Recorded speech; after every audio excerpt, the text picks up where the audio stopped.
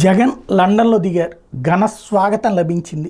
పెద్ద ఎత్తున ఎన్ఆర్ఐలు ఆయనకి సీఎం జగన్ అన్నటువంటి నినాదాలతో స్వాగతం పలికారు. వాస్తవంగా ఒక వ్యక్తి జగన్ ముఖ్యమంత్రి, వైఎస్ఆర్ కాంగ్రెస్ పార్టీ అధ్యక్షుడు, తను ఇక్కడ ఎన్నికలు పూర్తయిపోయాక రిలాక్స్ అవుదాం అనుకున్నారు. అక్కడికి వెళ్ళినా వెంట పడటం అవసరమా? ఆయన వ్యక్తిగత జీవితాన్ని ఆయన ఆస్వాదించనిస్తే బాగుంటుంది కదా.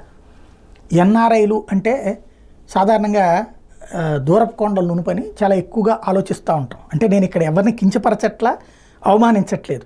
కాకపోతే నాలాంటి వాడి ఊహ ఎట్లా ఉంటుందంటే ఢిల్లీ అంటే అదే ఏదో చాలా అద్భుతమైనటువంటిది, లేకపోతే లండన్ అంటే అద్భుతమైనది, అమెరికా అంటే అద్భుతమైనది అని సామాన్యుడైనటువంటి నాలాంటి అమాయకుడు అనుకుంటా ఉంటాడు. అక్కడ ఉన్నటువంటి వాళ్ళందరూ చాలా గంభీరంగా ఉంటారు, చాలా లెక్కగా ఉంటారు అన్నటువంటిది. కానీ చంద్రబాబు గారిని రిసీవ్ చేసుకునేటటువంటి తెలుగుదేశం పార్టీ అక్కడ వాళ్ళందరూ కూడా మామూలు కాదు కదా. అక్కడికి వెళ్ళి వెల్ సెటిల్డ్ అయినటువంటి వాళ్ళు, భారతదేశపు భాషలో చూడాలంటే అందరూ కోటీశ్వర్లే, అపర కోటీశ్వర్లే. పైగా అక్కడ మంచి ప్రతిభావంతులు. ఏదో ప్రతిభ లేకపోతే విదేశాల్లో ఉద్యోగం ఎట్టొస్తుంది? నాలాంటివాడికి ఎవడు అక్కడ ఉద్యోగం ఇవ్వరు కదా. కాబట్టి అంత గొప్పవాళ్ళు.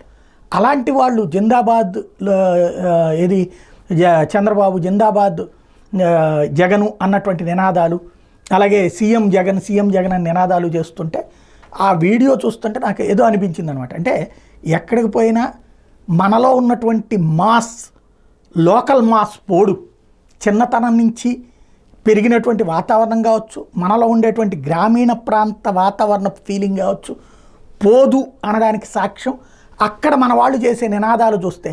ఎక్కడున్నటువంటి పల్లెల్లో నుంచి పట్టణాలకు వచ్చేటప్పటికి ఇప్పుడు ఎదువరకడికి మళ్ళీ నినాదాలు ఏమంటే పాపం ఎవరు వెనకాల నినాదాలు ఇచ్చేవాళ్ళు గరువు అవుతున్నారు.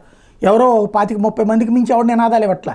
మిగతా వాళ్ళందరూ చాలా గంభీరంగా మేము ఎన్ఆర్ఐల తరహాలో అనుకున్నట్టుగా ఉంటున్నారు.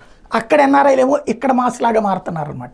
ఇది ఎవరిని వెక్కిరించడానికి కాదు, ఇది విశేషంగా కనిపించింది అనమాట. అక్కడ ఓవరాల్గా అయితే లండన్ ఆ టూర్ అంతా ముగించుకుని నెలాఖరికి వస్తారనుకోండి జగన్మోహన్ రెడ్డి.